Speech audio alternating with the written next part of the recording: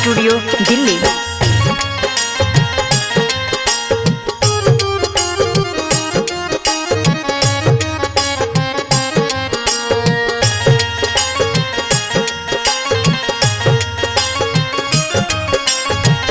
रोज रोज कहिला सजना हमर भूल जालबा। रोज रोज कहिला सजना हमर भूल जालबा कि तहरा हंसुआ में नइखे अवधार हो बतार कैसे होई कटिया कि तहरा हंसुआ में नइखे अवधार हो बतार कैसे होई कटिया।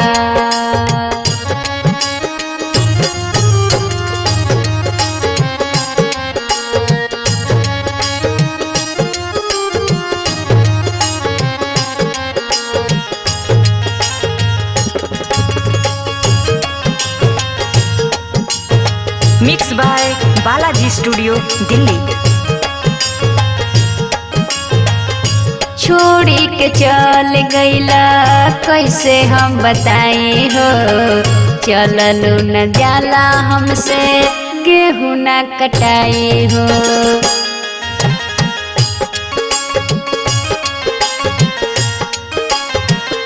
छोड़ी के चल गईला कैसे हम बताई हो, चललू न जाला हमसे गेहूं न कटाई हो। नाही कैले बनी हो, नाही कैले बनी कहिला तिखार हो बतार कैसे होई कटिया कि तहरा हंसुआ में नइखे अवधार हो बतार कैसे होई कटिया।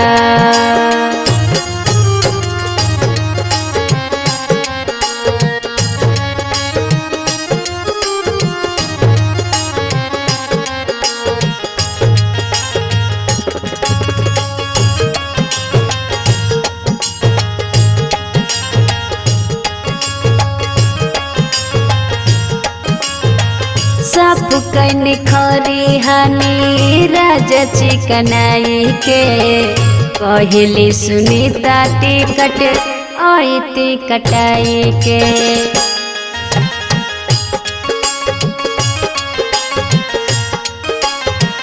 सब कन खरी हानि राजा चिकनाई के कहली सुनीता टिकट आयती कटाई के।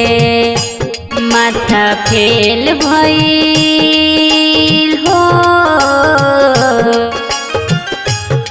माथा फेल भइल बथेला कपार हो भातार कैसे होई कटिया तहरा हंसुआ में नइखे अवधार हो भातार कैसे होई कटिया।